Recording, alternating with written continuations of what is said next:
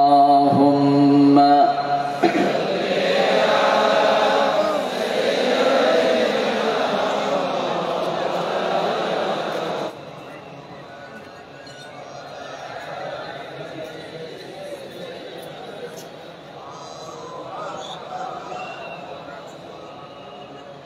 একটু মোহাম্মত দিয়ে নবীর প্রেমে মাতোয়ারা হয়ে জবান খুলে আওয়াজ দিয়ে সবাই বলুন আল্লাহুম্মা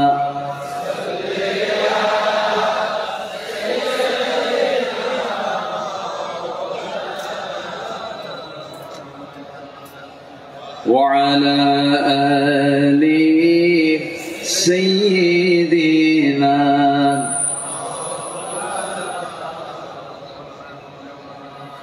সবাই বলুন বালাগাল উলা বিকামালিহি কাশাফাত তুজা বিজামালিহি হাসুনাত জামিউ খিসালিহি সাল্লু সিরাজুল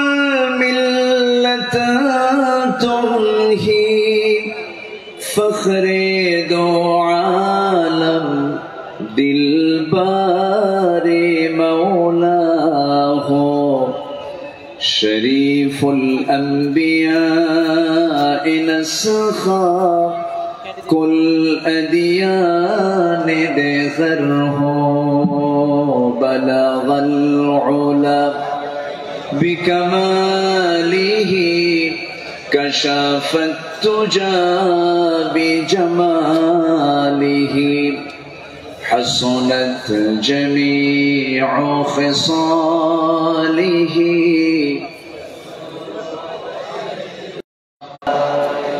بكماله كشف التجى بجماله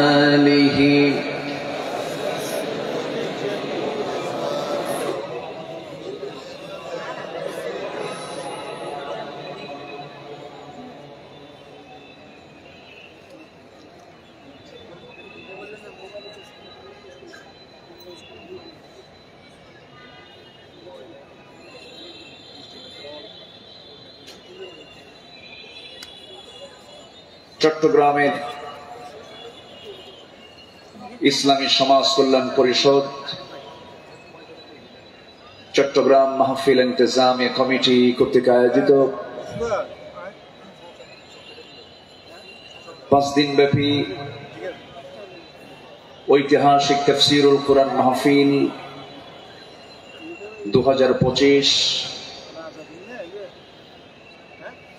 ঐতিহাসিক প্যারেড ময়দানে অনুষ্ঠিত। আজকের এই মহৎ আয়োজনের মহতী মাহফিলের সম্মানিত সুযোগ্য সভাপতি ইসলামী সমাজ কল্যাণ পরিষদ চট্টগ্রামের সম্মানিত সাহেবে সদর শিক্ষাবিদ অধ্যক্ষ মোহাম্মদ তাহের সাহেব, আজকের মাহফিলের বরেণ্য অতিথিবৃন্দ, বিশেষ করে আমার ডান পাশে উপবিষ্ট আছেন দক্ষিণ এশিয়ার বৃহত্তম ইসলামী সংগঠন বাংলাদেশ জামাত ইসলামীর চট্টগ্রাম মহানগরীর সম্মানিত আমির, মজলুম জননেতা, শিক্ষাবিদ, গবেষক জনাব শাহজাহান চৌধুরী হাফিজাহুল্লাহ। আজকের মাহফিল উপস্থিত হাজারাত উলামায়ে কেরাম, ফদলায়ে ইজম, সুশীল সমাজ, জাতির শ্রেষ্ঠ সন্তান, শিক্ষক মন্ডলী, জাতির বিবেক, সাংবাদিক বৃন্দ, প্রশাসনের দায়িত্ব নিয়োজিত কর্মকর্তা বৃন্দ, আজকের মাহফিলের প্রধান আকর্ষণ দূরে ও কাছের বিভিন্ন স্থান থেকে, পার্শ্ববর্তী জেলা থেকে আগত তাওহীদের পতাকাবাহী, কালেমার ঝান্ডাবাহী, দ্বীন ইসলামের নর শারদুল বীর মুজাহিদ, প্রাণ প্রিয় সম্মানিত দ্বীনী ভাইরা, আড়ালে বসে আছেন শ্রদ্ধেয়া সম্মানিতা মা বোনেরা, আলোচনার সূচনায় আনুষ্ঠানিকতার মধ্য দিয়ে আমার পক্ষ থেকে আবারও দিল খোলা সালাম, আসসালামু আলাইকুম ওয়া রাহমাতুল্লাহি তাআলা ওয়া বারাকাতুহু।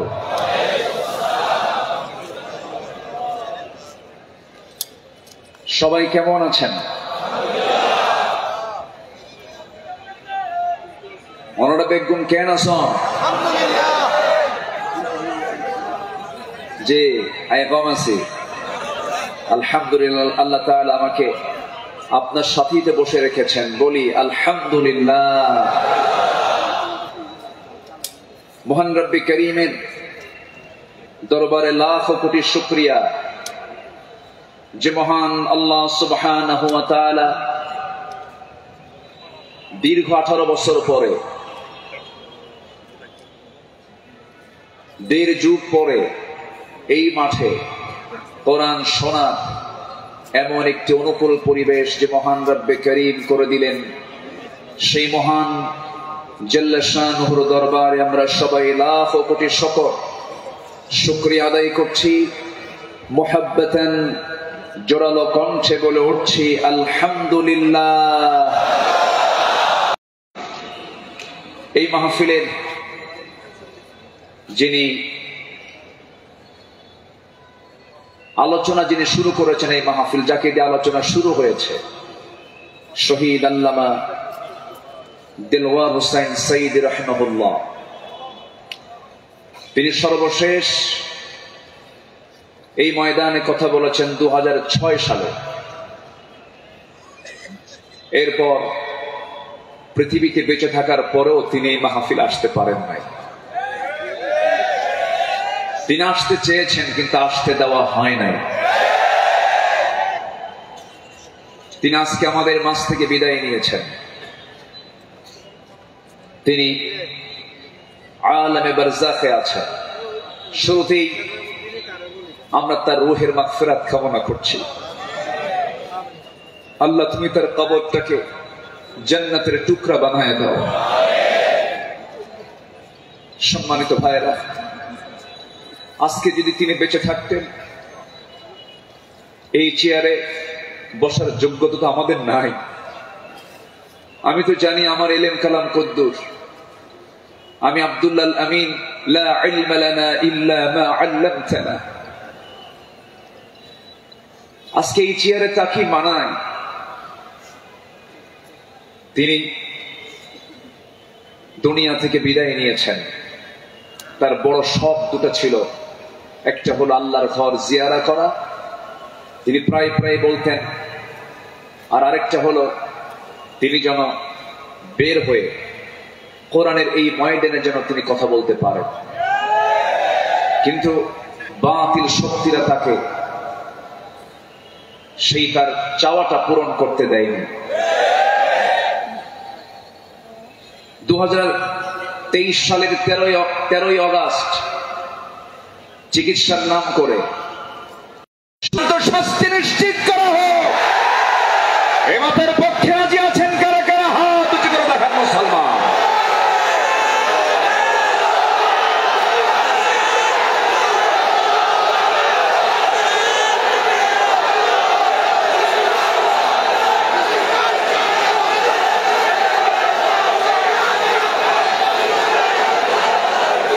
বসুন।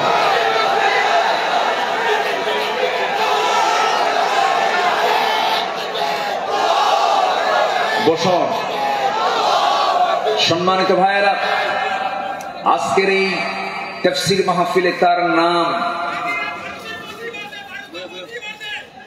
জি বসুন বসুন বসুন বসুন। আজকের এই তাফসীর মাহফিলে তার যদি নামটা না নেওয়া হয় শুরুতে, বড় কৃপণতা হয়ে যাবে। সম্মানিত বন্ধুগণ,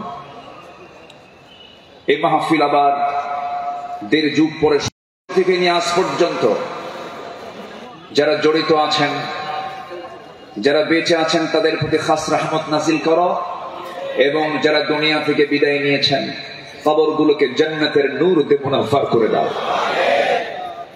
সম্মানিত ভাইরা, আমি আলোচনার সূচনায় সর্বকালের সর্বযুগের সর্বশ্রেষ্ঠ গ্রন্থ, complete and balanced code of life, Al Quran আল মজিদের গুরুত্বপূর্ণ একটি সূরা, সূরাতুত তাওবার একটি আয়াত আমি তেলাওয়াত করেছি। সূরা তাওবার 100 নম্বর আয়াত আমি তেলাওয়াত দিয়ে শুরু করেছি। আয়াতটিকে সামনে রেখে কিছু কথা আমি বলতে চাচ্ছি। আল্লাহ যেন আমার মুখ থেকে সেই কথাগুলোই বের করে দেন যে কথাগুলো মুসলিম উম্মার জন্য এই মুহূর্তে দারুণ প্রয়োজন। সম্মানিত হাজিরিন, এই পৃথিবীতে শ্রেষ্ঠ মানুষ হচ্ছেন আম্বিয়ে কেরাম, এবং পৃথিবীর প্রথম মানুষও একজন নবী ছিলেন, আমাদের সবার পিতা সাইয়্যিদানা আদম আলাইহিস সালাতু ওয়াস সালাম। এবং এটার সিলসিলা শেষ হয়েছে খাতামুন নবিয়্যিন, সরওয়ারে কায়নাত, রাহমাতুল লিল আলামিন, রাহমাতে আলম, নবী মুকাররম জনাবে মুহাম্মদুর রাসূলুল্লাহ সাল্লাল্লাহু আলাইহি ওয়াসাল্লাম। তার সময় এসে নবুয়তের এই সিলসিলা শেষ হয়েছে।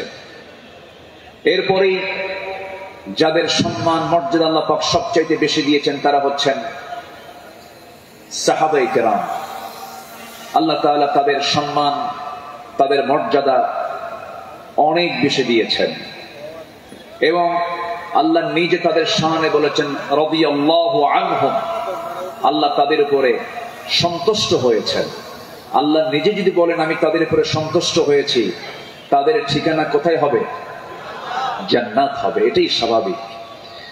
সেই সাহাবায়ে কেরামদের জীবন থেকে কিছু কথা, আমার নবীর আদর্শে গড়া সাহাবীদের বিপ্লবী জীবন, মুমিনের অনুসরণীয় পথ, এই বিষয়ে আমি আজকে কিছু কথা বলতে চাচ্ছি।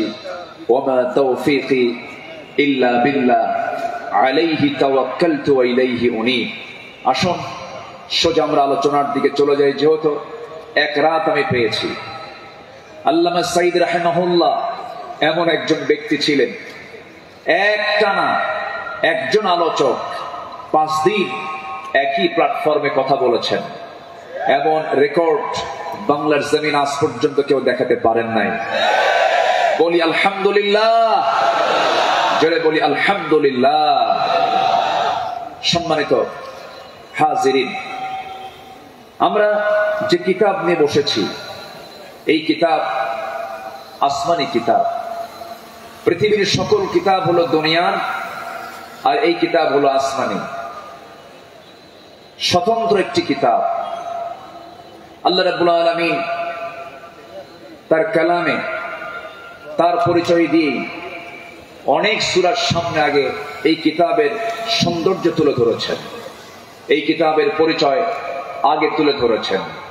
যেমন কোরআন খোলার সঙ্গে সঙ্গেই আমরা পেয়ে যাই আমার রবের পরিচয়, আলহামদুলিল্লাহি রাব্বিল আলামিন।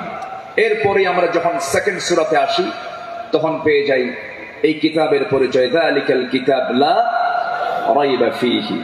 আবার আলে ইমরানে আসেন, এরকম পরিচয় পাওয়া যায়। সূরা ইয়াসিন, সূরা রহমান, সূরা ইউসুফ, অনেক সূরার শুরুতে আল্লাহ রাব্বুল আলামিন আগে এই কিতাবের সৌন্দর্য তুলে ধরেছেন। আল্লাহ রাব্বুল আলামিন বলেন, আর রহমান আল্লামাল কুরআন খালাকাল ইনসানা আল্লামাহুল বায়ান الشمس والقمر بحسبان والنجم والشجر يسجدان জোরে বলুন আল্লাহু আকবার।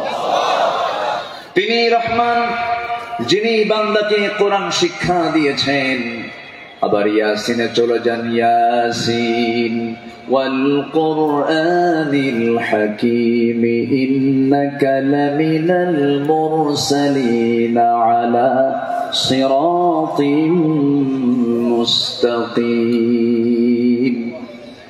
আল্লাহ রাব্বুল আলামিন এই কিতাবের পরিচয় অনেক সূরার শুরুতেই দিয়েছেন। আগে কিতাব সম্পর্কে বান্দা বুঝে নাও, সচরাচর অন্য কিতাবের মতো এই কিতাব এমনটা নয়।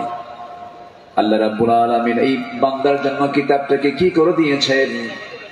আল্লাহ রাব্বুল আলামিন বলেন, তিবিয়ানাল লিকুল্লি শাই, তোমার জীবনের জন্য যা কিছু প্রয়োজন সব আয়োজন আমি এর মধ্যে করে দিয়েছি, কোথাও যাওয়ার দরকার নাই।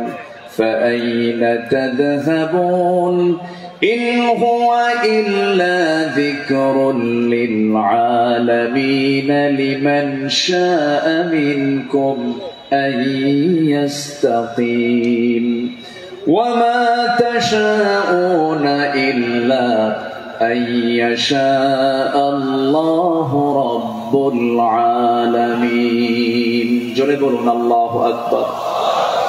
তুমি কোথায় যাও, কোন পথে দৌড়াচ্ছ, দুনিয়ার কোন তন্ত্র মন্ত্রের দিকে দৌড়াও, দুনিয়ার কোন আইনের দিকে দৌড়াও, এই পৃথিবীতে ৭০ থেকে ৮০টি মানব রচিত মতবাদ আছে। সমস্ত মতবাদকে তোমার ধিক্কার মারতে হবে, পচা বস্তাগুলোকে ফেলে দিয়া আল্লাহর আহ্বান হলো ইন হুয়া ইল্লা যিকির, এই জিকিরের দিকে চলে আসো। কোরআন তোমাকে সুপারিশ করে জান্নাতের দরজায় পৌঁছায়া দেবে। কোরআনের দল ছাড়াও এই দেশে আরো দল আছে না নাই? আসতে বলবেন না, আছে না নাই? ইসলামী দল ছাড়া আরো দল এই দেশে আছে না নাই? কিন্তু আল্লাহর কাছে মনোনীত দল একটাই, ইন্নাদ দীনা ইনদাল্লাহিল ইসলাম।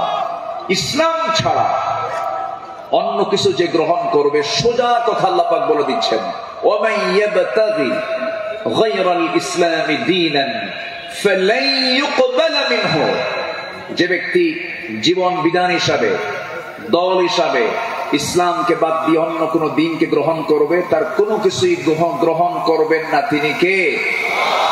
এই কথা কে বলেছেন? অতএব দল করতেই হবে, সেই দল হতে হবে কার দল? ফাইন্না হিজবাল্লাহি হুমুল গালিবুন, যারা আল্লাহর দল করবে তারাই বিজয়ী হবে। ঘোষণাকার, ঘোষণাকার আল্লাহ। ছাড় দেন কিন্তু ছেড়ে দেন না, ঠিক কিনা? ছাড় দেন কিন্তু ছেড়ে দেন না। দেখেন না, যাওয়ার রাস্তা পাইল না, শেষে ভাঙ্গে হেলিকপ্টারে বিদায় নিল, ঠিক কিনা? যুগে যুগে যারাই আসমানি কিতাব নিয়ে ষড়যন্ত্র করেছে, যুগে যুগে যারাই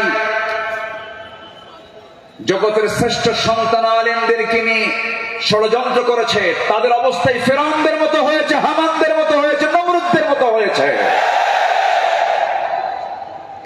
সম্মানিত ভাইরা, এই কোরআনকে আমরা মানব শুধু নামাজে না সমাজেও?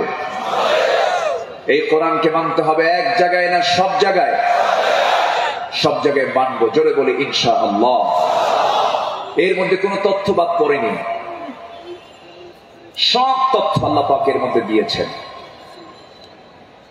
মিন শাইইন ওয়ালা আসগরা মিন যালিকা ওয়ালা আকবারা ইল্লা ফি কিতাবিন মুবিন। এমন কোন ছোট বিষয় নাই যা বাদ পড়েছে, আবার এমন কোন বড় বিষয় নাই যা বাদ পড়েছে। সব বলে দিয়েছেন তিনি আমার কে? আল্লাহ পাক। আল্লাহ তাআলা একটা সূরা নাযিল করেছেন, সূরাতুন নাহল, মৌমাছি। শতকের উপর শতক, হাজারো গবেষণার পরে সর্বপ্রথম 1973 সালে অস্ট্রিয়ান একজন বিজ্ঞানী কার্ল ভন ফ্রিশ মৌমাছির জীবন চক্র নিয়ে গবেষণা করে তিনি নোবেল পুরস্কার পান। তিনি এই বিষয়ে একটা বইও লিখেছেন যার নাম হলো দ্য ড্যান্সিং বিজ। তিনি সর্বপ্রথম ফটোগ্রাফির মাধ্যমে প্রমাণ করে দেখিয়েছেন মূলত ফিমেল ওয়ার্কার বি, মধু সংগ্রহ এবং মৌচাক নির্মাণের মূল কর্মী তারা। অথচ মহান রব্বুল আলামিন আজ থেকে ১৫০০ বছর আগে এই নারী কর্মী মৌমাছির কথা জানিয়ে দিয়েছেন কোরআনে ১৫০০ বছর আগে। জোরে বলি সুবহানাল্লাহ।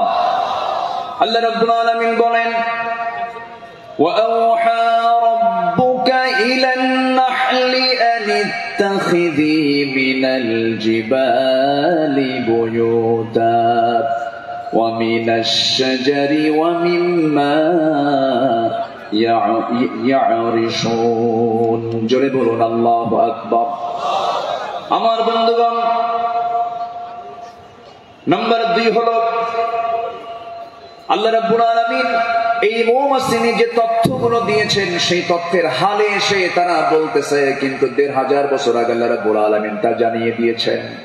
আল্লাহ রানী মৌমাছিকে, স্ত্রী মৌমাছিকে ওহী দিয়ে জানাচ্ছেন, তুমি পাহাড়ে, গাছে এবং তারা যে গৃহ নির্মাণ করে তাতে নিবাস তোমরা বানায় নাও। জোরে বলি সুবহানাল্লাহ। নাম্বার ২, তিনি প্রমাণ করেছেন যখন একটি কর্মী মৌমাছি নতুন ফুলের বাগান বা উদ্যান খুঁজে পায়, তখন সে অন্য মৌমাছিদের সঠিক পথের দিক নির্দেশনা দেয়। কার্ল ভন ফ্রিচ এই নাচের নামটা দেন হচ্ছে ওয়াগল ড্যান্স, যা পৃথিবী জুড়ে সাড়া ফেলে। অথচ এই তথ্য কোরআনের কাছে অনেক পুরাতন। মহান আল্লাহ তাআলা ১৫০০ বছর আগে এটাও জানিয়ে দিয়েছেন। জোরে বলি সুবহানাল্লাহ। আল্লাহ রাব্বুল আলামিন বলেন, সুম্মা কুলি মিন কুল্লি সামারাতি ফাসলুকি সুবুলা রাব্বিকা যুলুলা। জোরে বলুন আল্লাহু আকবার। তুমি প্রত্যেক ফল থেকে আহার করো এবং তুমি আমার রবের সহজ পথে চলো। আল্লাহু আকবার। বিজ্ঞান হালে বলছে, কোরআন ১৫০০ বছর আগে বলছে। তাহলে এখন বলুন, বিজ্ঞান কোরআন বিজ্ঞান থেকে নিয়েছে না বিজ্ঞান কোরআন থেকে ধার করেছে? বিজ্ঞান কোরআন থেকে ধার করেছে।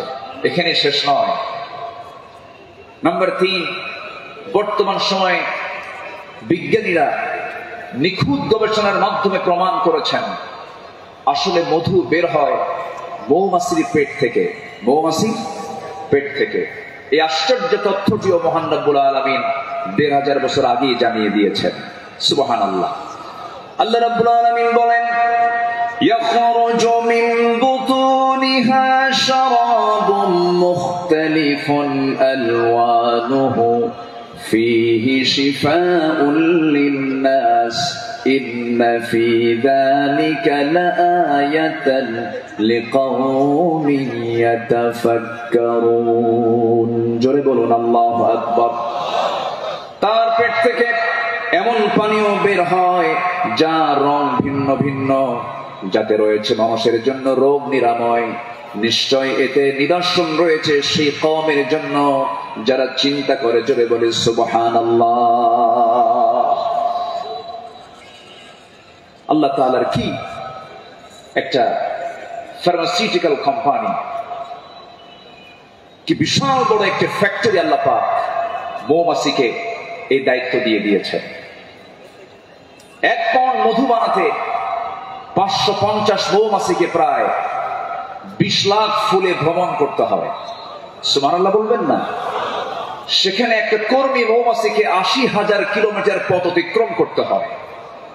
অন্য একটি গবেষণায় এসেছে ১৪.৫ লাখ কিলোমিটার পথ অতিক্রম করতে হয়, যা দিয়ে পুরো পৃথিবীটাকে ৩ বার প্রদক্ষিণ করা সম্ভব। শুধু ১ পাউন্ড মধু তৈরিতে মৌমাছির এত কষ্ট করতে হয়। আল্লাহু আকবার বলে। মহান আল্লাহ তাআলা এই মৌমাছির মধ্যে সঠিক পরিমিত তাপমাত্রা বোঝার মতো আশ্চর্য একটা ক্ষমতা দিয়েছেন। মৌচাকের সঠিক তাপমাত্রা ৩৫ ডিগ্রি সেলসিয়াস থাকা প্রয়োজন। যদি কখনো তাপমাত্রা এর কম ৩০ ডিগ্রিতে নেমে আসে, তখন মৌমাছিগুলো সবাই একত্রিত হয়ে তাদের ডানাগুলো ঝাঁপিয়ে তাপমাত্রা বৃদ্ধি করে। জোরে বলে সুবহানাল্লাহ। আবার যদি কখনো তাপমাত্রা যদি বেড়ে যদি 40 ডিগ্রি হয়ে যায়, তখন আবার তারা উল্টো দিকে ডানা ঝাপটিয়ে মৌচাকে তাপমাত্রা ঠান্ডা করে, তখন আবারও 35 ডিগ্রি তাপমাত্রায় নিচে স্বাভাবিক হয়ে যায়, নিচে নেমে আসে। এগুলো কার কুদরত? আসতে বলবেন না, কার কুদরত? আল্লাহর কুদরত। সম্মানিত ভাইরা, আল্লাহ রাব্বুল আলামিন এই কিতাবের ভিতরে হাদিদ নামে, লোহা নামে একটা সূরা নাজিল করেছেন। সূরার নাম কি? হাদিদ, লোহা। লোহা ছাড়া কিছুই হয় না। এই লোহা নিয়ে বিজ্ঞান গবেষণা করে বলছে, আধুনিক বিজ্ঞান বলতেছে লোহার সৃষ্টি পৃথিবীতে নয়, বরং লোহা এসেছে বহির জগৎ থেকে, আকাশ থেকে। কারণ পৃথিবীর পরিবেশে লোহা উৎপাদনের জন্য অনুপযোগী, কেননা সূর্যের যে তাপমাত্রা লোহা উৎপাদনের জন্য যথেষ্ট নয়। সূর্যের কেন্দ্রের তাপমাত্রা হলো 15 মিলিয়ন ডিগ্রি সেলসিয়াস, আর সূর্যের পৃষ্ঠে অর্থাৎ ফটোস্ফিয়ারের তাপমাত্রা হচ্ছে 5.5 থেকে 6,000 ডিগ্রি সেলসিয়াস। অথচ লোহা উৎপাদনের জন্য আনুমানিক 5 বিলিয়ন ডিগ্রি সেলসিয়াস প্রয়োজন। বিজ্ঞানীদের ধারণা কোন সুপারনোভা বিস্ফোরণ থেকেই এই লোহার আগমন ঘটে থাকতে পারে।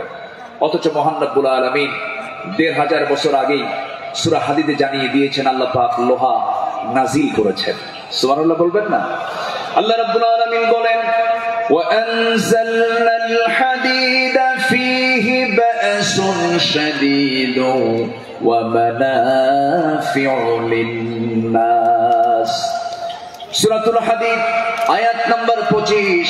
মহান রব্বুল আলামিন বলেন, আমি লোহা নাজিল করেছি যাতে রয়েছে প্রচন্ড শক্তি, মানুষের জন্য বহুবিধ উপকার। জোরে বলি সুবহানাল্লাহ। তাহলে বিজ্ঞান এগুলো প্রমাণ করেছে না কোরআন থেকে ধার করেছে? কোরআন থেকে ধার করেছে। বিজ্ঞান দিয়ে কোরআন যাচাই হবে না, কোরআন দিয়ে বিজ্ঞান যাচাই হবে। কোন আইন দিয়ে কোরআনকে ব্যর্থ করার চেষ্টা করলে সে ব্যর্থ হবে। কোরআন দিয়ে পৃথিবীর সকল আইনকে ব্যর্থ করতে হবে।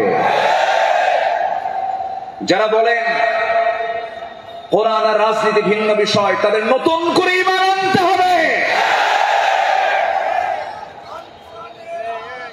কোরআন হচ্ছে আইন এবং প্রশাসনের চলন্ত বিশ্বকোষ।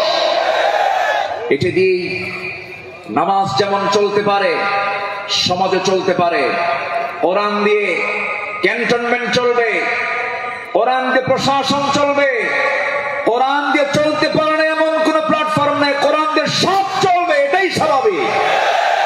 এই বিশ্বাস যার আছে তার ঈমান আছে, এই বিশ্বাস যার নাই তার ঈমান নাই, নাই, নাই।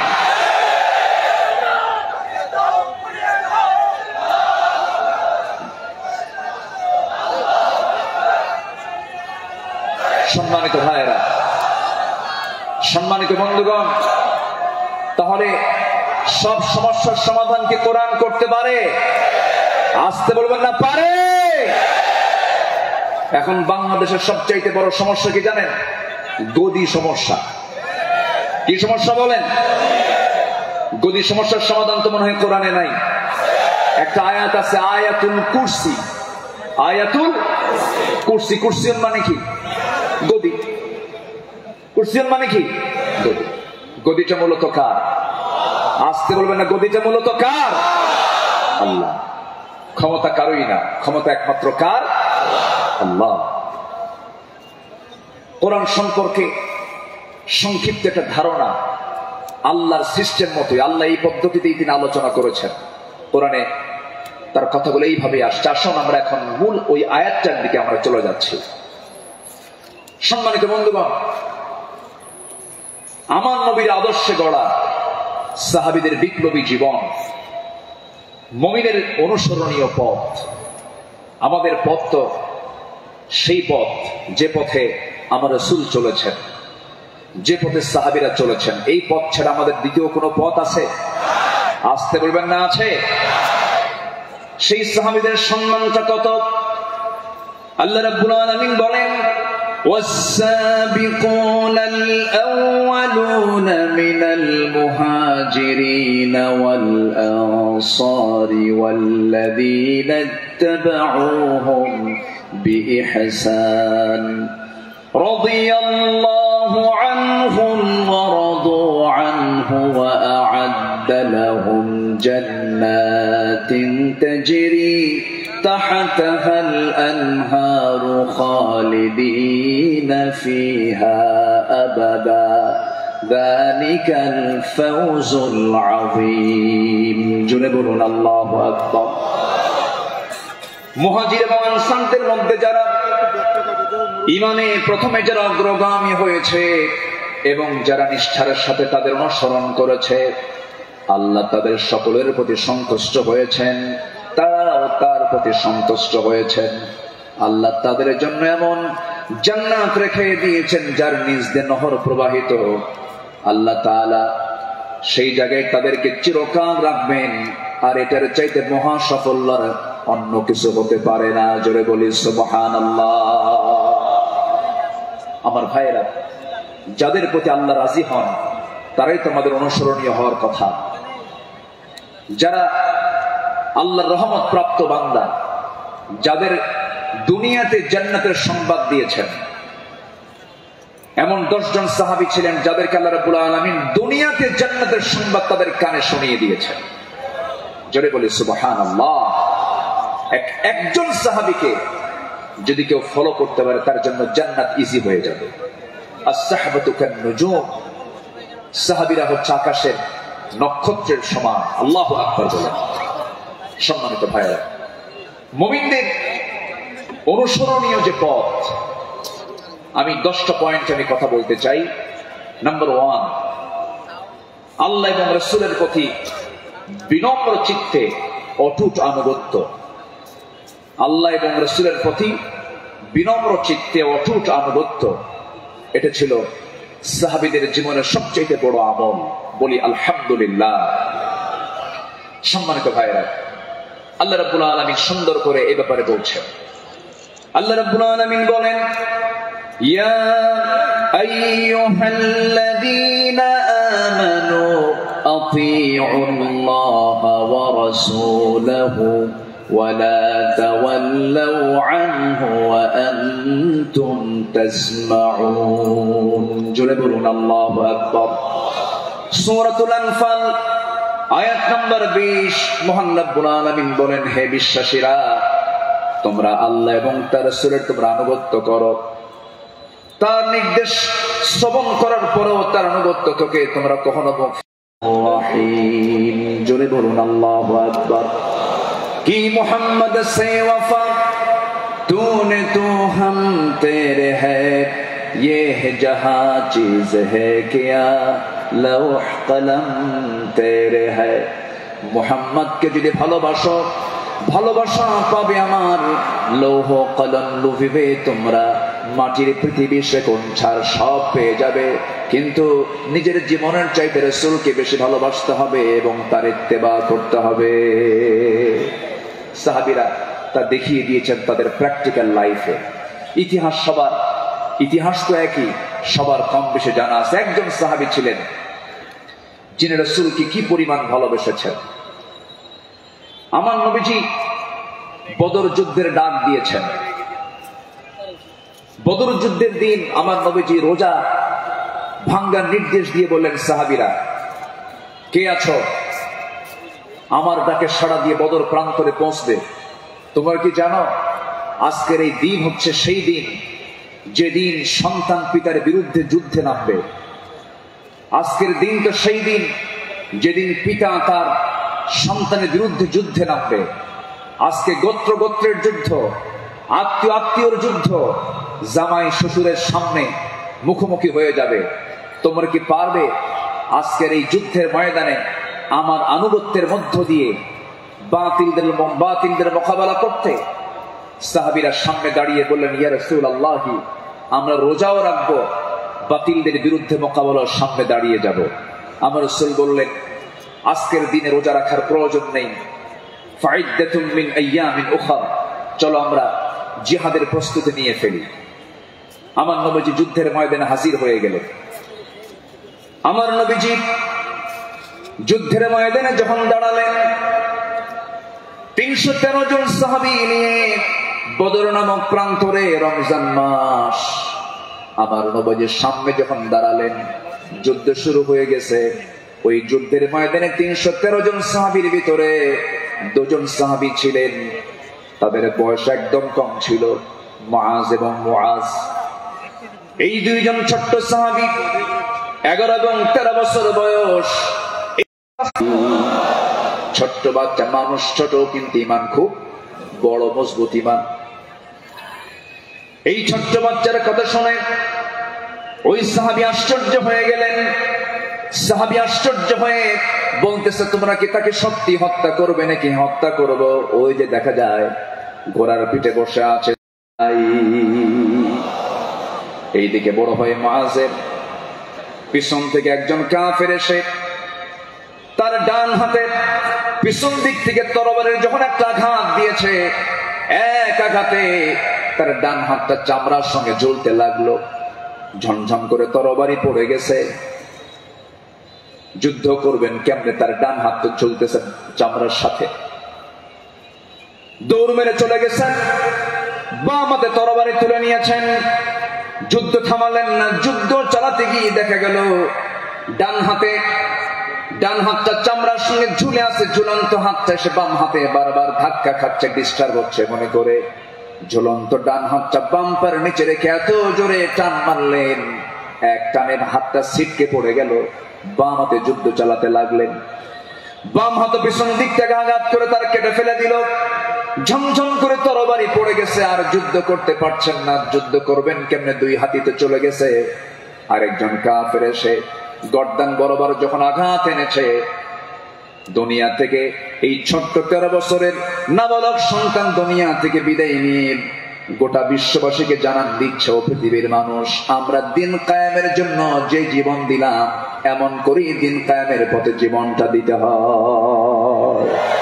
জোরে বলি সুবহানাল্লাহ, আরো জোরে বলি সুবহানাল্লাহ, আরো জোরে বলি সুবহানাল্লাহ। একটু জিকির করি লা ইলাহা,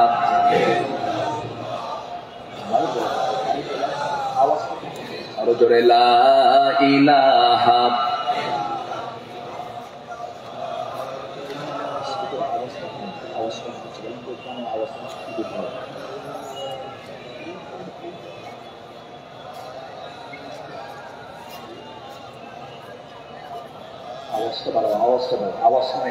আরো জোরে লা ইলাহা,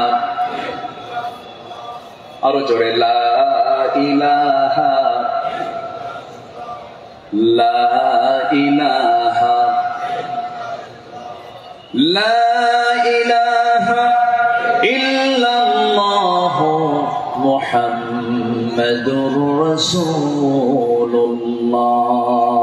সাল্লাল্লাহু আলাইহি ওয়াসাল্লাম। আমার বন্ধুগণ, আমার নবীজি আল্লাহর পথে যত হাজারো বিপদ এসেছে, বিনম্র চিত্তে অটুট আনুগত্য আমার নবীজি আল্লাহর করেছেন। তার বড় একটা প্রমাণ হলো, একটু শুনুন কান লাগায়। কতগুলো শুনেছি, বারবার শোনার প্রয়োজন আছে। নবীজি তার জীবনের সবচাইতে বেশি মার খেয়েছেন 2 জায়গায়। একটা হলো তায়েফের ময়দান, আর একটা হচ্ছে উহুদের ময়দান। তায়েফের ময়দানের আঘাতটা আমার নবীজির যে পরিমাণ লেগেছিল, মাথা থেকে পা পর্যন্ত ক্ষত বিক্ষত হয়ে পড়েছিল। এমন কোন জায়গা নেই যে জায়গায় নবীজির দাগ ছিল না। উহুদের ময়দানে তিনি দাঁত হারিয়েছেন। খন্দকের পরীক্ষা খনন করতে গিয়ে তিনি তার কোমর হারিয়েছেন। যখন পরীক্ষা খনন করতে গেছেন, 4 দিনের না খাওয়া রাসূল পরীক্ষা খনন করতে গিয়ে ওই যে কোমর কুঁজো হয়ে গিয়েছিল, মৃত্যুর দিন পর্যন্ত আমার নবীজি কোমর সোজা করে দাঁড়াতে পারেন নাই। এত বড় কঠিন মুসিবতের সম্মুখীন আমার নবীজি হয়েছেন। সবচেয়ে কঠিন টাইম চলে গেছে হলো তায়েফের ময়দানে। বুক ভরা আশা নিয়ে কালেমার দাওয়াত দিতে গেছেন, কিন্তু সেই জায়গায় আমার নবীজি ফুল পেয়েছেন না পাথর পেয়েছেন? ফুল পেয়েছেন না পাথর পেয়েছেন? পাথর পেয়েছেন। কিন্তু আমার নবীজি রক্তাক্ত অবস্থায় পড়ে থাকলেন, জুতার তলার সঙ্গে পায়ের তলার জমাট বেঁধে গেছে, নবীজি দাঁড়াতে পারছেন না, সেন্সলেস হয়ে পড়েছিলেন। কিন্তু যখন হোশটা ফিরে আসলো, মালাকুল জিবাল এসে নবীকে লক্ষ্য করে বলছেন, ইয়া রাসূলুল্লাহ, দুই দিকের পাহাড় দিয়ে চাপা দিয়ে এদেরকে আমি শেষ করে দিই, আপনি শুধু অর্ডার করেন। জবাবে আমার রাসূল বললেন, লা বাল আরজু আন ইউখরিজাল্লাহ মিন আসলাবিহিম মান ইয়াবুদুল্লাহ ওয়াহদাহু লা ইউশরিকা বিহি শাইআন। সহিহ মুসলিমের হাদিস এসেছে, রাসূল বললেন, না না ও ফেরেশতা, এদেরকে চাপা দিয়ে মেরো না। আমি আশা করি এদের ঔরস থেকে যে সন্তান জন্ম নেবে তারা আল্লাহর ইবাদত করবে। জোরে বলি সুবহানাল্লাহ। রাসূল তাদেরকে মাফ করে দিয়েছেন। আমার বন্ধুগণ, আমার নবীজি আনুগত্য কাকে বলে আল্লাহ রাসূল তা শিখিয়ে দিয়েছেন, সাহাবাদের জীবনে তা শিখিয়ে দিয়েছেন। সাহাবে কেরাম রাসূলকে জীবন দিয়ে ভালোবেসেছেন। মিকদাদ রাদিয়াল্লাহু তাআলা আনহু রাসূলকে সামনে দাঁড় করিয়ে বলছেন, ইয়া রাসূলুল্লাহি ওয়াল্লাহি ইয়া রাসূলুল্লাহ লা নাকুলু কামা ক্বালাত বানু ইসরাঈল লিমূসা ফাযহাব আনতা ওয়া রাব্বুকা ফাকাতিলা ইন্না হাহুনা কাঈদুন ولكننا نقاتل عن يمينك وعن يسارك ومن بين يديك ومن خلفك। জোরে বলি আল্লাহু আকবার। হে রাসূল, আমাদের কেমন পাবেন না, যেমন করে মুসার উম্মত মুসাকে বলেছেন এমন করে আমরা তা বলবো না, আপনাকে বলবো। আমরা আপনার ডান থেকে বাম থেকে সামনে থেকে পিছন থেকে যখন ডাক দিবেন বাতিল শক্তির মোকাবেলায় ঝাঁপ দিয়ে পড়বো। জোরে বলি আল্লাহু আকবার। আমার নবীর চেহারায় আনন্দের ঝলকানি প্রকাশ পেল। সাহাবীরা আমার নবীর চতুর্পার্শ্বে সবসময় ছায়া দিয়ে রেখেছেন। জীবনের চাইতে তারা রাসূলকে বেশি ভালোবেসেছেন। আনুগত্য কাকে বলে? এই পৃথিবীতে প্রধান কাতারে যারা ছিলেন তারা হচ্ছেন সাহাবায়ে কেরাম। সাদ ইবনে মুআজ রাদিয়াল্লাহু তাআলা আনহু বদর যুদ্ধের দিন মৃত্যুর ভয় না করে নবীর আনুগত্যে দাঁড়িয়ে দীপ্ত কণ্ঠে বলেছিলেন, ফাওয়াল্লাযী বাআসাকা বিল হক লাউ ইসতা'রাদতু বিনা হাযাল বাহরা ফাকুদতাহু লাখুদনাহু মা'আক। সেই সত্যের কসম যিনি আপনাকে সত্য সহ প্রেরণ করেছেন, যদি আপনি আমাদেরকে আজকে সমুদ্রের দিকে অগ্রসর হতে বলেন তাতেও প্রবেশ করেন, আমরা সাথে সাথে আপনার অনুসরণ করে আমরাও সমুদ্র বক্ষে ঝাঁপ দেব, কোনো পরোয়া করব না। জোরে বলি আল্লাহু আকবার। আমার বন্ধুগণ, নাম্বার 2 আমরা চলে আসি দান এবং দানশীলতায় রাসূলের আদর্শ এবং সাহাবীদের অনুসরণ। আমার নবীজির দান, তার যে দানশীলতার ব্যাপারে হাদিস এসেছে, তিনি প্রবাহিত বাতাসের মতো দান করতেন। কানা রাসূলুল্লাহ সাল্লাল্লাহু আলাইহি ওয়াসাল্লাম আজওয়াদান নাস, ফালা রাসূলুল্লাহ সাল্লাল্লাহু আলাইহি ওয়াসাল্লাম আজওয়াদু বিল খাইর মিনার রিহিল মুরসালা। আমার নবীজি প্রবাহিত বাতাসের মতো তিনি দান করতেন। যখন শুরু করতেন দান থামতো না, অবারিত দান করতেন। জোরে বলি সুবহানাল্লাহ। সাইয়েদনা ওমর ফারুক রাদিয়াল্লাহু তাআলা আনহু তিনি বলেন, তাবুকের প্রান্তরে বুক ভরা আশা নিয়ে নবীর সামনে দাঁড়ালাম এবং মনে মনে ভাবলাম, সারা জীবন আমার বন্ধু আবু বকরের সঙ্গে কোনো ইবাদতের কম্পিটিশনে পারি নাই, আজকে আমি আবু বকরকে হারায় ফেলবো। তিনি করলেন কি, সমস্ত সম্পত্তির অর্ধেক তিনি তাবুক অভিযানে তিনি দান করলেন। আব্দুর রহমান ইবনে আওফ রাদিয়াল্লাহু তাআলা আনহু 3 বস্তা সোনা দান করেছেন। সবার দান যখন শেষ হয়ে গেছে, আমার নবী অপেক্ষার প্রহর গুনছেন তার সারা জীবনের বন্ধু, 3 দিনের ছোট বড় হিজরতের রাতের সাথী সাইয়েদনা আবু বকর সিদ্দিক রাদিয়াল্লাহু আনহু তিনি কখন তাবুকের জন্য তিনি কি নিয়ে আসবেন, তার দানের পরিমাণ কি, তিনি অপেক্ষার প্রহর গুনছেন। নবীর সামনে যখন এসে দাঁড়ালেন, রাসূল লক্ষ্য করে বলছেন, ইয়া আবা বকর মা আবকাইতা লিহালিক, হে আমার আবু বকর, তোমার পরিবার পরিজনের জন্য তুমি কি রেখে এসেছো? তিনি জবাব দিতে নিয়ে বলছেন, ক্বালা বাকাইতু লাহুমুল্লাহ ওয়া রাসূলা, আমি আমার পরিবারের জন্য রেখে এসেছি শুধু আল্লাহ এবং আল্লাহ রাসূলকে, বাকি সব তাবুকের প্রান্তরের জন্য আমি দান করেছি। জোরে বলি সুবহানাল্লাহ।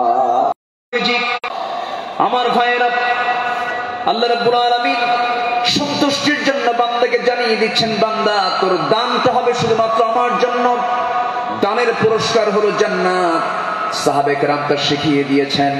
আল্লাহ রাব্বুল আলামিন বলেন, মাসালুল লাযীনা ইউনফিকুনা আমওয়ালাহুম ফি সাবিলিল্লাহি কামাসালি হাববাতিন أنبتت 7 سنابل في كل سنبلة 100 حبة والله يضاعف لمن يشاء والله واسع عليم। জোরে বলুন আল্লাহু আকবার।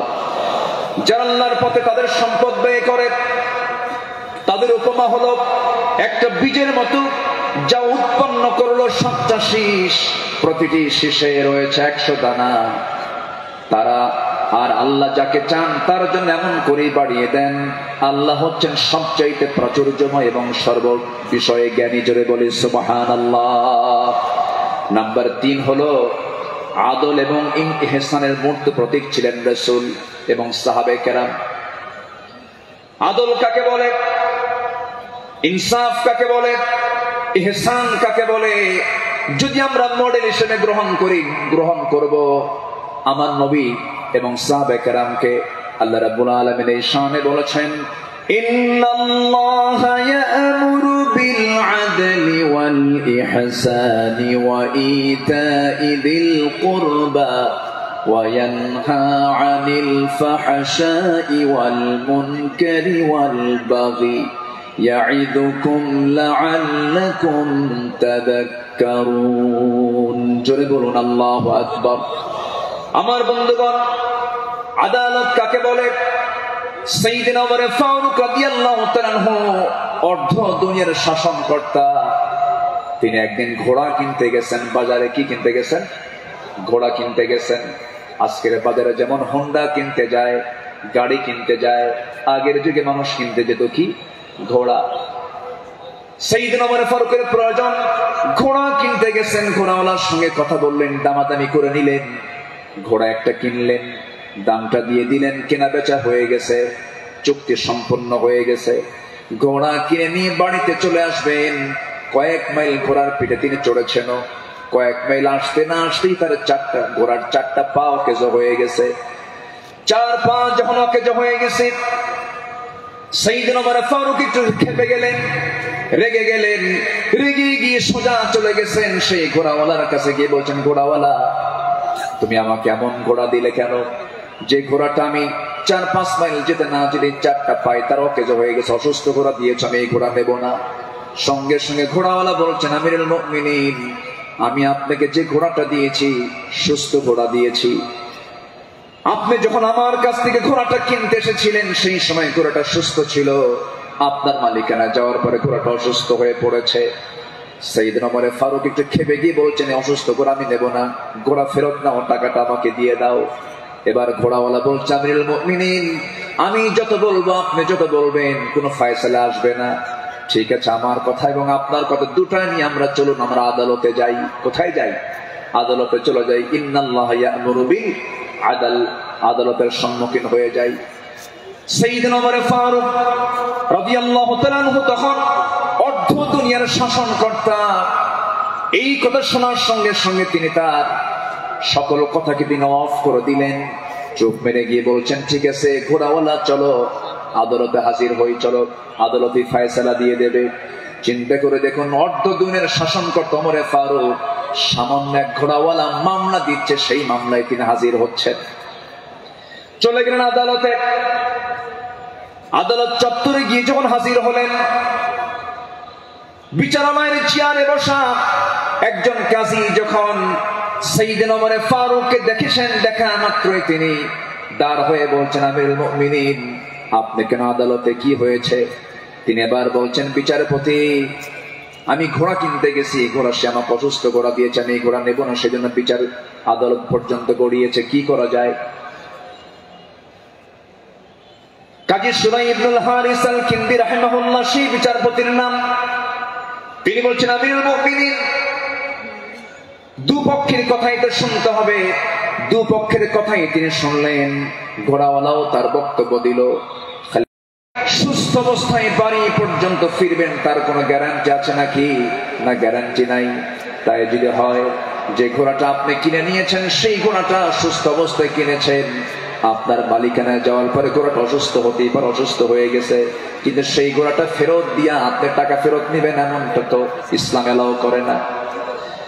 সাইয়েদনা ওমর ফারুক রাদিয়াল্লাহু তাআলা আনহু একটা কথা বললেন না। আদালত চত্বর থেকে তিনি বের হয়ে গেলেন। পরের দিন তিনি মজলিসে শুরার বৈঠকে বসলেন, সবাইকে জানান দিলেন যে আমার সমস্ত উপস্থিত সমস্ত পরামর্শ সভার সদস্যবৃন্দ, গতকালকে আমি একজন বিচারপতি পেয়েছি, এত বড় আদিল মানুষ আমি দেখি নাই। এত বড় আদিল, ইমামুন আদিল, এত সুন্দর রায় সে দিয়েছে, তার এত বড় সাহস।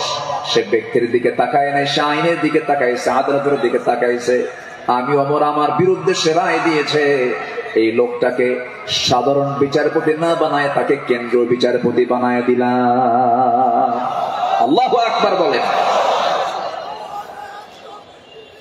সম্মানিত ভাইয়েরা, সম্মানিত বন্ধুগণ, বিগত 16 বছর যে বিচারগুলো হয়েছে, প্রহসনের বিচার হয়েছে, অনেক মার কোল তারা শূন্য করেছে, অনেক আল্লাহর গোলামের উপরে তারা জুলুম করেছে।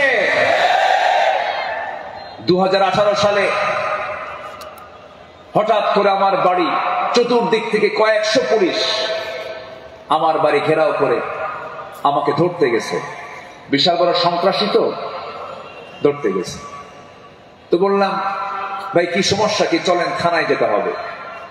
থানায় নিয়ে গেল। ওসির সামনে বসে আছি, দেখি ওসির চোখের ভিতরে পানি টলমল করছে, অশ্রুপূর্ণ চোখ। তো বললাম, আপনি কান্দেন কেন? হুজুর আমি আপনার খুব ভক্ত। তো ভক্ত তো ধরছেন কেন? বলে যে কি করব হুজুর, চাকরি বাঁচান তো ফরজ, সন্তানাদি আছে, কি করব, উপর থেকে খুব চাপ, হুজুর আপনি আমাকে মাফ করে দিয়ে। কি করবেন, চাকরি বাঁচান তো ফরজ। আমি বললাম, চাকরি বাঁচান ফরজ, ইমান বাঁচান নফল। মামলা একখান দিয়া চালান দিয়ে দিল, কোর্টে না মঞ্জুর করলো, কোনো মঞ্জুর হবে না। সেখান থেকে নিয়ে চলে গেল জেলখানায়।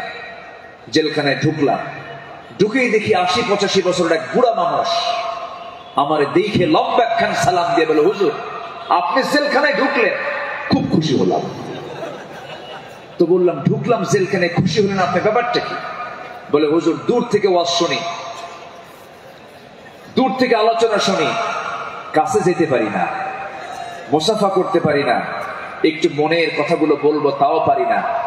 কত সুন্দর আপনি আমার কাছে ধরা দিলেন, দোয়া করে জেলখানায় থাকেন। তো আমি এখন উল্টা মুরব্বীকে বললাম, চাচা আপনি জেলখানায় কেন এই বুড়া বয়সে, নাতিপুতি থুইয়া? তো বলতেছে,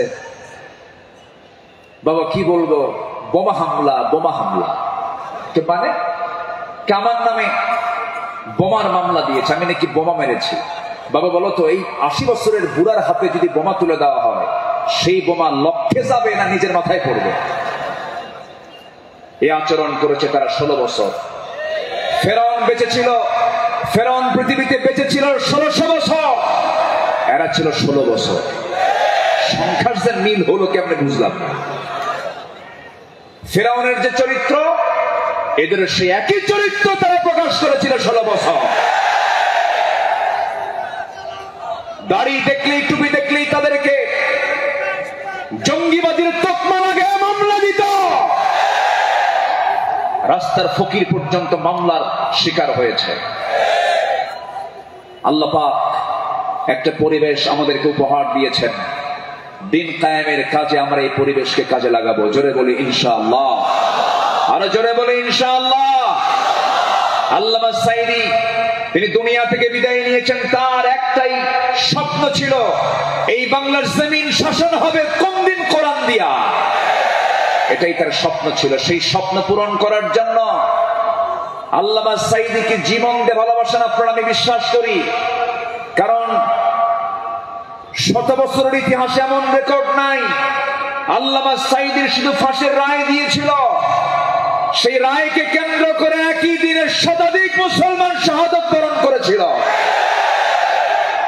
সম্মানিত ভাইয়েরা, তার যে স্বপ্ন এই দেশ আল্লাহর জমিন, আল্লাহর দিন কায়েম হোক, সেই জমিনে দিন কায়েম হওয়ার জন্য যদি বুকের তাজা প্রাণ ঢেলে দিতে হয়, বুকের তাজা রক্ত ঢেলে দিতে হয়, জান মাল দিতে হয়, সবাইকে রাজি আছেন?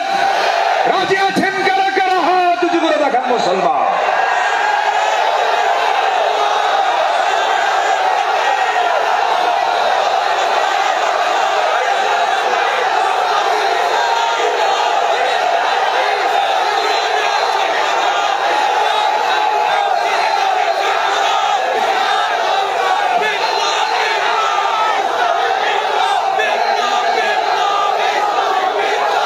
আল্লাহ কবুল করুন, জোরে বলে আমিন, আরো জোরে আমিন। হাত নামান, বসুন। আমি তো দাঁড়াতে বলি নাই, আপনি দাঁড়ালেন কেন? জি, বসে পড়ুন। আমি কি আলোচনা চালাবো? আলোচনা চালাবো। আমার নির্দিষ্ট সময় কিন্তু শেষের দিকে প্রায়। আমি কি আলোচনা চালিয়ে যাব? সবাইকে আমাকে সময় দিবেন? জোরে বলি ইনশাআল্লাহ, আরো জোরে বলি ইনশাআল্লাহ। সম্মানিত ভাইয়েরা, তাদের আদালতটা কি ছিল? সাইয়েদনা ওমর ফারুক রাদিয়াল্লাহু তাআলা একদিন কোন এক বাজার দিয়ে যাচ্ছিলেন। মাফ করে দিও, এই যে তোমার হাতে 600 দিরহাম দিয়ে দিলাম, তুমি আল্লাহর ঘর কাবা জিয়ারা করে আসবে। জবাবে সেই সাহাবী বলছেন, আমিরুল মুমিনিন, আপনি আমাকে যে আঘাত করেছেন এটা তো আমার মনেই নাই। সাইয়েদনা ওমর ফারুক বললেন, ও আমার ভাই, আমি যে তোমাকে মৃদু আঘাত করেছি, এটা যদি তুমি কিয়ামতের দিন আমার বিরুদ্ধে যদি আল্লাহর কাছে যদি আদালতে মামলা দিয়ে দাও, আমি জামিন পাবো না। এই জন্য আজকে দুনিয়াতেই তোমার কাছ থেকে আমি মাফ চেয়ে নিলাম। জোরে কোন সুবহানাল্লাহ।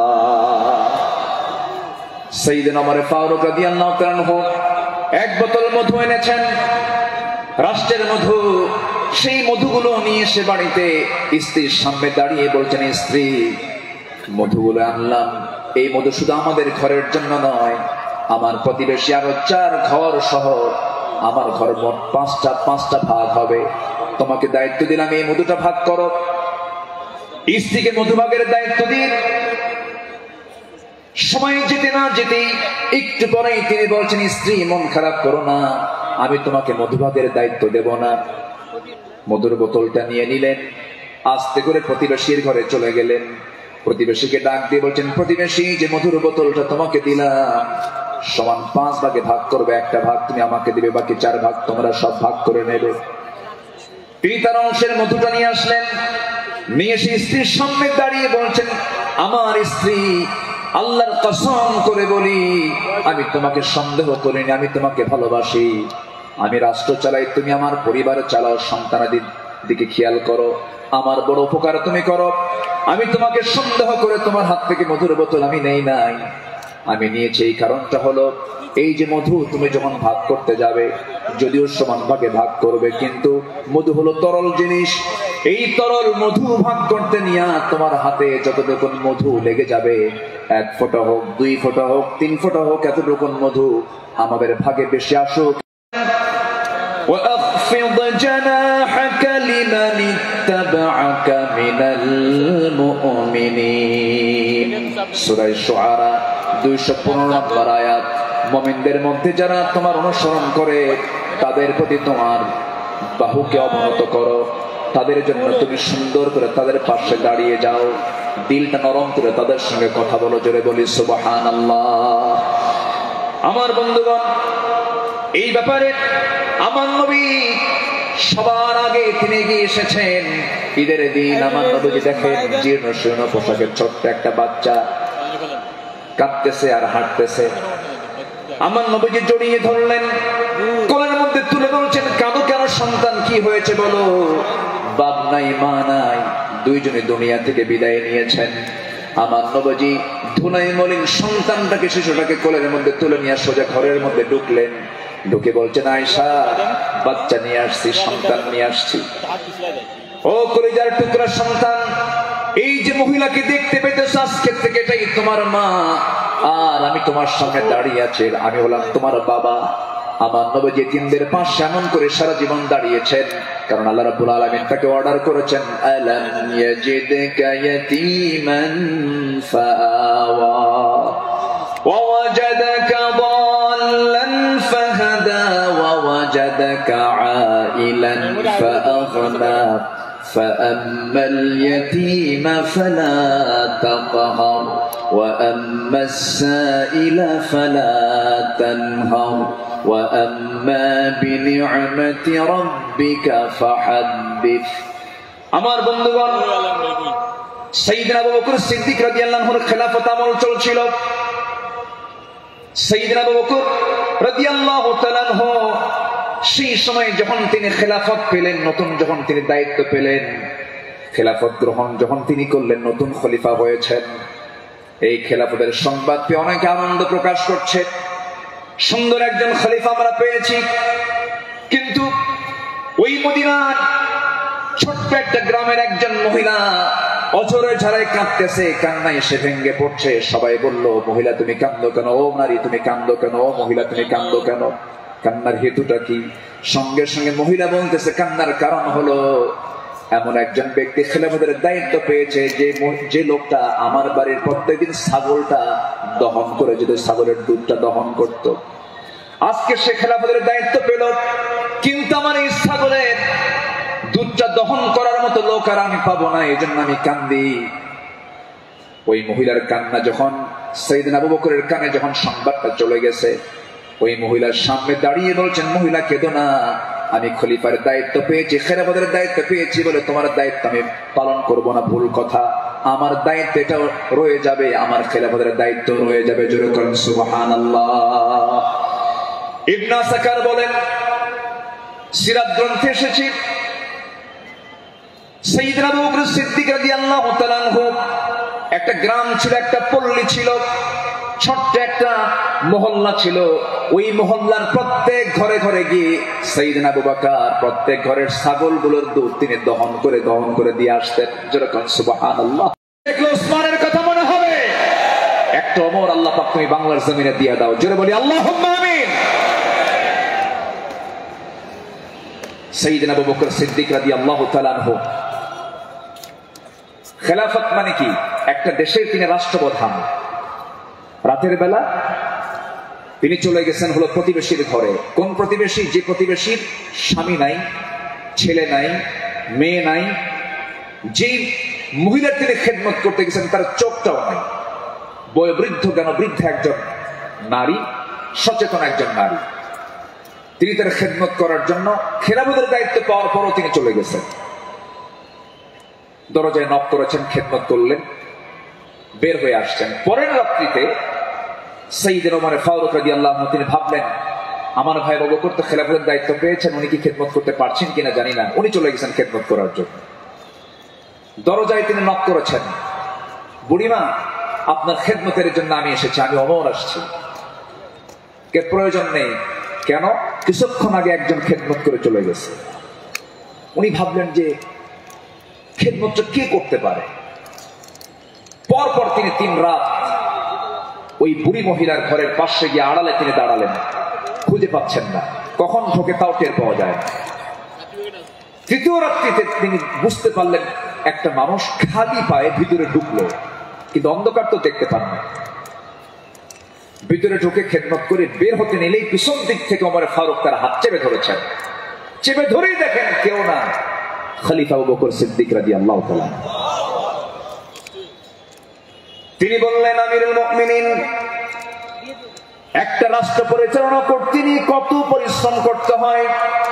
রাতের বেলা বিশ্রামের প্রয়োজন হয়, দিনের বেলাও পরিশ্রম করেন, রাতের বেলা এমনটা করলে আপনি অসুস্থ হয়ে পড়বেন, অন্তত আমাদের কিছু খেদমতের জন্য আমাদের কিছু কাজ রেখে দেন। তিনি বলছেন, ভাই ওমর, হাসরের ময়দানে আমার আমলনামা তোমার পিঠে যাবে না, আমার কাজ আমাকে করতে দাও।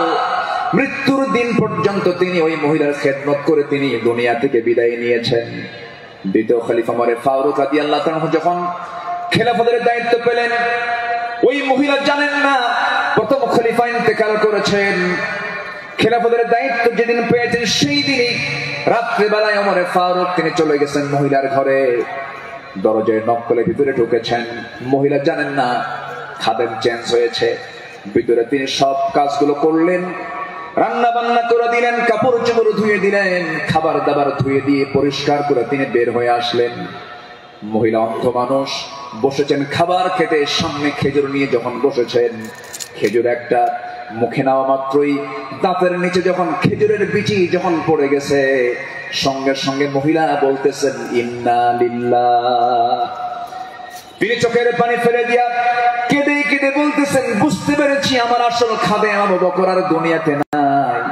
আমার আবু বকর যখন আমার খেদমত করতে আসতো, যখন সে খেজুর গুলো আমাকে ধুয়ে দিত, শুধু খেজুর শুধু ধুয়ে দিত না, খেজুর গুলো ধুয়ে ভিতরের যে বিচিগুলো আছে বিচিগুলো সরায় আমার সামনে রেখে দিত, যেন আমার খেতে কোনো কষ্ট না হয়। জোরে বলে সুবহানাল্লাহ, আরো জোরে বলে সুবহানাল্লাহ। শাসক ছিলেন, শাসকের কাতারে থেকেও তারা নিরহংকারী হয়ে জনগণের সেবা করেছেন। আল্লাহু আকবার বলে। সাইয়েদনা ওমর ফারুক রাদিয়াল্লাহু তাআলা আনহু তিনি যেদিন শাসনভার তার কাছে আসে, তার কাঁধে যখন আসে, সেই দিন থেকে নিয়ে শুরু করে মৃত্যুর দিন পর্যন্ত কোন রাত তার পিঠটা তার বিছানার সঙ্গে লাগাতে দেননি। দিন দিন শুকায় যাচ্ছিলেন। বলো হলো আপনি শুকায় যাচ্ছেন কেন? তিনি বললেন কেঁদে কেঁদে, তোমরা আমাকে এমন দায়িত্ব দিয়েছো যে দায়িত্ব আমাকে স্বাস্থ্যহীন বানিয়ে দিয়েছে। পরকালীন জবাবদিহিতা, পরকালীন জবাবদিহিতার অনুভূতি ছাড়া একটা শাসক কখনো ভালো হতে পারে না। আজকে বলবেন না, জোরে বলুন ঠিক কিনা? অতএব সেই গদির সমস্যার সমাধানের জন্য আমরা চাই যোগ্য, সৎ, আল্লাহওয়ালা, কোরআন প্রেমিক একজন শাসক আমরা চাই। আল্লাহ কবুল করুন, আল্লাহ কবুল করুন। এই কথাটা কেন বললাম? কারণ এখন যে সরকারটা আছে এটা কি স্থায়ী না অস্থায়ী? এই জন্য আলোচনার মধ্যে এই ফাঁকে এই কথাটা একটু বলে ফেললাম। সম্মানিত ভাইয়েরা, আমার সময়টা পড়ে যাচ্ছে, আমাকে শেষ করতে হবে। শেষ কি করে দেব? আলোচনা চলুক, হুজুর মরুক। জি, জোরে বলি ইনশাআল্লাহ। জি, আল্লাহ কবুল করুন, জোরে বলি আমিন। নাম্বার 5, সকল দুর্নীতি এবং অন্যায়ের বিরুদ্ধে কঠোর অবস্থান। আমার নবীরও ছিল, সাহাবা কিরামদের মাঝে এই বিষয়ে তারা খুব সতর্ক থাকতেন। আল্লাহ রাব্বুল আলামিন বলেন, ওয়ালা তাকুলু আমওয়ালাকুম বাইনাকুম বিল বাতিলি ওয়া তুদলু বিহা ইলাল হুক্কামি লিতাকুলু ফারীকাম মিন আমওয়ালিন নাসি বিল ইসমি ওয়া আনতুম তা'লামুন। জোরে বলুন আল্লাহু আকবার। তোমরা নিজেদের মধ্যে পরস্পরের সম্পদ অন্যায়ভাবে গ্রাস করো না, তা বিচারকদের নিকট উপস্থাপন করো না, যাতে অন্যের সম্পদের কিছু অংশ পাপের মাধ্যমে গ্রাস করতে পারো, যদিও তোমরা জানো কার কথা। আসতে বলবেন না কার কথা। আরেক জায়গায় বলছেন লা তাকুলু, তোমরা খেতে যেও না। কি খেতে যেও না? কুলু মিন তাইয়্যিবাত, পবিত্র খাবে, হারাম কিছু খাবে না। লা তাকুলুর রিবা আদআফা মুদাআফা আহাল্লাল্লাহুল বাই'a ওয়া হাররামা রিবা। বিভিন্ন জায়গায় আল্লাহ পাক ক্লিয়ার কথা বলে দিয়েছেন। আমার বন্ধুগণ, সাহাবায়ে কেরাম দুর্নীতি কেমন করে বন্ধ করা যায়, অন্যের বিরুদ্ধে কেমন কঠোর হতে হয়, তা বাস্তব জীবনে তা দেখিয়ে দিয়েছেন। বাস্তব জীবনে আল্লাহ রাসূল তা বুঝিয়ে দিয়েছেন। বিচার কেমনে করতে হয়, বিচারের রায় কেমনে নামাতে হয়, তাও রাসূল শিখিয়ে দিয়েছেন। বিচার কি সবার জন্য সমান না সমান? আইন সবার জন্য, আইন সবার জন্য সমান। আমার নবীজি বসে আছেন, একটা বিচার আসলো। এক সম্ভ্রান্ত পরিবারের মহিলা কন্যা সন্তান চুরি করে ধরা পড়েছে। রাসূল বললেন, কোনো কথা নাই, হাত কাটো, হাত কেটে ফেলো। রাসূল অর্ডার দিলেন, আমার নবীর উপরে কথা বলার কোনো সাহস কারো নাই। ওই সম্ভ্রান্ত পরিবারের লোকজন এসে সাইয়েদনা ওমর ফারুককে বিভিন্ন কিছু বুঝায়া দিয়ে বলছেন, আপনি যদি রাসূলকে সুপারিশ করেন হয়তো রাসূল শুনতে পারেন। সাইয়েদনা ওমর ফারুক এসে আমার নবীর সামনে দাঁড়িয়ে বলছেন, ইয়া রাসূলুল্লাহ, যে মহিলার হাত কাটার অর্ডার দেওয়া হয়েছে সেটা সম্ভ্রান্ত পরিবারের, দেখুন তো কিছু করা যায় নাকি। আমার নবীজি সেই সময় আল্লাহর কসম করে বলেন, আল্লাহি, হে আমার ওমর, আল্লাহর কসম করে বললি, আল্লাহর কসম করে বলছি, এই চুরিটা যদি ওই সম্ভ্রান্ত পরিবারের মেয়ে ফাতিমা না হয়ে যদি কলিজার টুকরা মেয়ে আমার ফাতিমা বিনতে মুহাম্মদ হতো, যদি এটা প্রমাণ হয়ে যেত, লাকাতাতু ইয়াদাহা, আমি রাসূল নিজে তার হাতটা ধরে কেটে দিতাম। আল্লাহু আকবার। দুর্নীতির কোনো সুযোগ সেই সমাজে ছিল না, কারণ যারা বিচার করেছেন তারা ছিলেন হলো সৎ বিচারক। আমরা সৎ শাসক, সৎ বিচারক দেখতে চাই। আর সৎ শাসক এবং সৎ বিচারক সৃষ্টি তখনই হতে পারে যারা কোরআন সমাজে চায়। যারা সমাজে কি চায়? কোরআন চায়। সাইয়েদনা ওমর ফারুক রাদিয়াল্লাহু তাআলা আনহু, যে সময় তিনি খলিফাতুল মুসলিমিন, ইরাকের গভর্নর ছিলেন হলো আবু মুসা আশআরী রাদিয়াল্লাহু তাআলা আনহু। তিনি করলেন কি, তিনি একদিন মদিনায় এসে সাইয়েদনা ওমর ফারুক রাদিয়াল্লাহু আনহুর জন্য এবং তার স্ত্রী আতিকা রাদিয়াল্লাহু আনহার জন্য কিছু কাপড় চোপড় উপঢৌকন স্বরূপ নিয়ে আসলেন। নিয়ে এসে তার সামনে দাঁড়িয়ে বলছেন, আমিরুল মুমিনিন, আপনার জন্য এই যে আপনার জন্য কিছু কাপড় উপঢৌকন নিয়ে এসেছি। তিনি মুস্কি হাসি মারলেন। মুস্কি হাসি মেরে বললেন, আমার গভর্নর আবু মুসা আশআরী, তুমি আমার জন্য এই যে উপঢৌকন গুলো নিয়ে এসেছো, হাদিয়া নেওয়া সুন্নাত, হাদিয়া দেওয়া সুন্নাত, তাহাদু তাহাব্বু, ভালো কথা, এটা সাধারণ ব্যক্তিদের মাঝে হতে পারে, কিন্তু আমি শাসক, আমি যদি আজকে তোমার এই উপঢৌকন গ্রহণ করি, ঘুষের পর্যায়েও যেতে পারে, আমি এটা গ্রহণ করব না। আল্লাহু আকবার বলেন।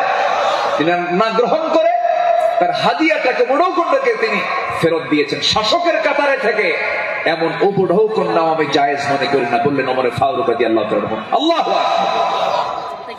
সম্মানিত ভাইরা, সম্মানিত বন্ধুগণ, নাম্বার 6 হলো নির্ভীকতা এবং মহান আল্লাহর উপরে দৃঢ় তাওয়াক্কুল করা। এটা ছিল আমার নবী এবং সাহাবে কেরামদের সারা জীবনের আমল ছিল। জীবনে তারা চুল পরিমাণ কোনো ভয় পান নাই। আমরা কি ভয় করব কাউকে? কাকে ভয় করব? আল্লাহ ছাড়া কাউকে ভয় করা জায়েজ আছে? আল্লাহকে ছাড়া কাউকে ভয় করা কি জায়েজ আছে? আমার নবীজি কোন এক যুদ্ধের ময়দানে যাবেন, একটা গাছের নিচে তিনি শুয়ে পড়লেন। বাবলা গাছ, বাবলা গাছের ডালে তরবারি রেখে তিনি বিশ্রাম নিচ্ছিলেন। হঠাৎ করে এক বেদুইন এসে আমার নবীর সেই তলোয়ারটা তার হাতে তুলে নিয়ে বলতেছে, মুহাম্মদ, আমার হাতে তোমার জীবন, আমি তোমাকে এখন হত্যা করতে পারি। এই কথা বলা মাত্রই বলতেছে, এখন তোমাকে কে বাঁচাবে? বেদুইন বলছে, তোমাকে এখন কে বাঁচাবে মুহাম্মদ? আমার নবীজি বলেন, আমাকে বাঁচাবেন আমার আল্লাহ, আমাকে বাঁচাবেন আমার আল্লাহ, আমাকে বাঁচাবেন আমার আল্লাহ। 3 বার রাসূল যখন বললেন, ওই বেদুইনের হাত থেকে তরবারি থরথর থরথর করে পড়ে গেল। আমার নবীজি দৌড় মেরে গিয়ে সেই তরবারি হাতে নিয়ে বললেন, বেদুইন, এখন তোমাকে বাঁচাবে কে? আমি তো আল্লাহর কাছে আশ্রয় নিয়েছি, আল্লাহ আমাকে বাঁচায়, এখন তোমাকে কে বাঁচাবে? বেদুইন তার চোখের পানি আটকাতে না পেরে আমার নবীর সামনে দাঁড়িয়ে বলছে, আপনি সত্যি আল্লাহর রাসূল, আপনি আমাকে পড়িয়ে দেন লা ইলাহা ইল্লাল্লাহ, ফাইদা আযামতা ফাতাওয়াক্কাল আলাল্লাহ ওয়া কাফা বিল্লাহি ওয়াকিলা, ইন্নাল্লাহা ইউহিব্বুল মুতাওয়াক্কিলিন, ওয়া মান ইয়াতাওয়াক্কাল আলাল্লাহ ফাহুয়া হাসবুহ। যে ব্যক্তি আল্লাহর প্রতি তাওয়াক্কুল করবে, আল্লাহ তার জন্য যথেষ্ট হয়ে যান। আমাদের ভরসা রাশিয়া নয়, আমেরিকা নয়, ইন্ডিয়া নয়, চায়না নয়, আমাদের কার প্রতি ভরসা করার দরকার না। আমাদের ভরসা কে? আসতে বলবেন না, তিনি কে? আমাদেরকে বাঁচাবেন তিনি, যার হাতে আমাদের প্রাণ, তিনি সে আল্লাহ আমাদেরকে বাঁচাবেন। আল্লাহ কবুল করুন, জোরে বলি আমিন। ইসলাম গ্রহণ করেছেন 40 নম্বরে, 41 নম্বরে সাইয়েদনা ওমর ফারুক রাদিয়াল্লাহু তাআলা আনহু। ইসলাম কবুল করেই রাসূলের সামনে তরবারি রাসূলের পায়ের কাছে রেখে বললেন, ইয়া রাসূলুল্লাহ, আমাদের মুসলমানদের সংখ্যা কত? আমার রাসূল বললেন, ওমর, সাহাবীর সংখ্যা মাত্র 40 জন, 40 থেকে 41 জন। সাইয়েদনা ওমর ফারুক, এটাই বিশাল সংখ্যা। আজকে আমরা কাবার চত্বরে গিয়ে প্রকাশ্যে ঘোষণা করব, লা ইলাহা। কোন সাহাবী বললেন? বলেন কোন সাহাবী? আজকে এক সাহাবীর ইতিহাসটা একটু বেশি টানলাম, প্রসঙ্গটা চলে আসলো। তিনি বলে ফেললেন, কি পরিমাণ সাহস হতে পারে! সাহসের পিরামিড সাইয়েদনা ওমর ফারুক গিয়ে প্রকাশ্য রূপে সামনে ঘোষণা করলেন, কে আছো? আমার সামনে আসো, লা ইলাহা। তরবারি হাতে দৃপ্ত পদক্ষেপে আল্লাহু আকবার ধ্বনিতে মুখরিত করে আকাশ বাতাস সামনের দিকে যেতে লাগলেন। আবু জেহেলরা হতভম্ব হলো। আবু জেহেল মনে মনে ভাবলো, পাঠালাম কি জন্য, আর হয়ে গেল কি? সাইয়েদনা ওমর ফারুক রাদিয়াল্লাহু তাআলা এত সাহসী ছিলেন, সেই বজ্র কণ্ঠের ওমর এখনো দরকার আছে না নাই? সেই বজ্র কণ্ঠের ওমর এখনো দরকার আছে না নাই? নতুন বাংলাদেশ তৈরি করার জন্য ওমর প্রয়োজন, আবু বকর প্রয়োজন।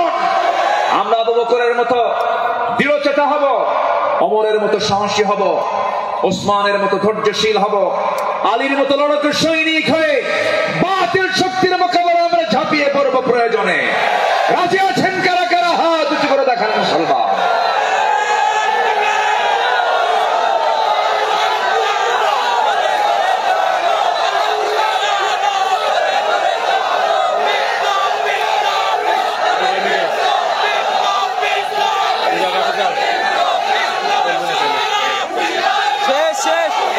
আল্লাহ কবুল করুন, জোরে বলে আমিন, আরো জোরে আমিন। আল্লামা ইকবাল এই জন্য সাহাবাদের ভূমিকা বর্ণনা করে বর্তমান সময়ের মুসলিমদের দুরবস্থা নিয়ে আফসোস করে তিনি একটা লাইন বলেছেন। তিনি কি বলেছেন? সফহা ওয়ারসে বাতিল কো মিটায়া কিসনে, নুয়ে ইনসান কো গুলামি সে ছুড়ায়া কিসনে, मेरे काबे को ज़मीनों से बचाया किसने, मेरे कुरान को सीनों से लगाया किसने, थे तो अबाओ तुम्हारे ही मगर तुम क्या हो, हद पर हद दहरे मुंतज़िर করে তিনি বলছেন, সাহাবীরা কি করে গেলেন আর তোমরা কি করছো? তোমরা এক একটা ওমর হয়ে যাও, এক একটা আবু বকর হয়ে যাও, জান্নাত পাওয়ার জন্য সাহাবীদের অনুসরণটাই তোমার জন্য যথেষ্ট হয়ে যাবে। জোরে বলি সুবহানাল্লাহ, সুবহানাল্লাহ। নাম্বার 7 হলো নিজ দায়িত্বের ভারে অস্থির চিত্ততা নিয়ে আমার রাসূল চলতেন, সাহাবায়ে কেরামও চলতেন। আমার নবীজি বিদায় হজের ভাষণের দিন আমার নবীজি কেঁদে অস্থির হয়ে যাচ্ছিলেন। সাহাবায়ে কেরামকে লক্ষ্য করে বলছেন, ওয়া আনতুম তুসআলুনা আন্নী ফামা আনতুম কাইলুন, আমার ব্যাপারে প্রশ্ন করা হলে তোমরা কি বলবে? সাহাবীরা বললেন, নাশহাদু আন্নাকা ক্বাদ বাল্লাগতা ওয়া আদাইতা ওয়া নাসাহতা, আমরা সাক্ষ্য দেব আপনি দায়িত্ব পালন করেছেন, আপনি উপদেশ দিয়েছেন। এই কথা শুনে আমার নবীজি শাহাদাত আঙ্গুলি উঁচু করে আকাশের দিকে লক্ষ্য করে আল্লাহকে বলছেন, আল্লাহুম্মা শাহাদ, আল্লাহুম্মা শাহাদ, আল্লাহুম্মা শাহাদ। আল্লাহ তুমি সাক্ষী থাকো, আল্লাহ তুমি সাক্ষী থাকো, আমার সাহাবীরা আমার পক্ষে কথা বলছে। আল্লাহু আকবার। নিজের দায়িত্ব নিয়ে রাসূল খুব অস্থির চিত্ততা প্রকাশ করতেন মাঝে মাঝে। আমার বন্ধুগণ, আমার নবীজি মাঝে মাঝে এত পরিমাণ কাঁদতেন, কান্নার পরিমাণ এত হতো, আমার নবীজি যখন সিজদায় পড়ে যেতেন না, সেই শরীফের হাদিস এসেছে, পানি গরম হলে পরে টকবক যেমন আওয়াজ হয়, ফুটন্ত পানি যেমন টকবক টকবক আওয়াজ করে, আমার নবীজি সিজদার সময় এত পরিমাণ কাঁদতেন। আমার নবীজি সিজদার সময় যে মুখ থেকে কান্নার আওয়াজটা বের হতো টকবক করা পানির মতো, এত কাঁদতেন তিনি। কেন কাঁদতেন? কি জন্য কাঁদতেন? তিনি শুধু চেয়েছেন, ও আল্লাহ, আমার উম্মতকে তুমি জাহান্নাম দিবা না, আমার উম্মতকে তুমি জান্নাত দিবা। তিনি তার নিজের জন্য বেশি কেঁদেছেন না, উম্মতের জন্য বেশি কেঁদেছেন, উম্মতের জন্য বেশি কেঁদেছেন। আমার বন্ধুগণ, এই জন্য এই পৃথিবীতে সবচাইতে বেশি ভালোবাসবো এক নাম্বার কাকে বলেন? আসতে বলবেন না কাকে? নাম্বার 2 হচ্ছে মুহাম্মদ সাল্লাল্লাহু আলাইহি ওয়াসাল্লামকে আমরা ভালোবাসবো।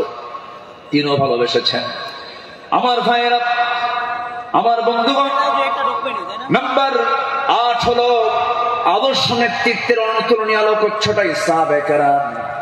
সাহাবায়ে কেরামকে আল্লাহ রাব্বুল আলামিন অনেক সম্মান দান করেছেন। লাকাদ আরসালনা রুসুলানা বিল বাইয়িনাতি ওয়া আনজালনা মাআহুমুল কিতাবা ওয়াল মিজানা লিয়াকুমান নাসু বিল কিসত। জোরে বলুন আল্লাহু আকবার। আমার বন্ধুগণ, সময় যেহেতু কম, শেষের দিকে আস্তে আস্তে চলে যাচ্ছি। নাম্বার 9 হলো তাকওয়ার উজ্জ্বল দৃষ্টান্ত ছিলেন আমার নবী এবং সাহাবায়ে কেরাম। লাকিনিল্লাযীনা তাকাও রাব্বাহুম লাহুম জান্নাতুন তাজরি মিন তাহতিহাল আনহার খালিদিনা ফিহা নুজুলাম মিন ইনদিল্লাহ ওয়া মা ইনদাল্লাহি খায়রুল লিল আবরার। জোরে বলুন আল্লাহু আকবার। যারা নিজেদের প্রতিপালককে ভয় করে চলে তাদের জন্য আছে এমন সব উদ্যান, এমন সব জান্নাত যারা তলদেশ দিয়ে নহর প্রবাহিত। আল্লাহর পক্ষ থেকে অতিথিয়তা স্বরূপ তারা সর্বদা সেখানে থাকবে।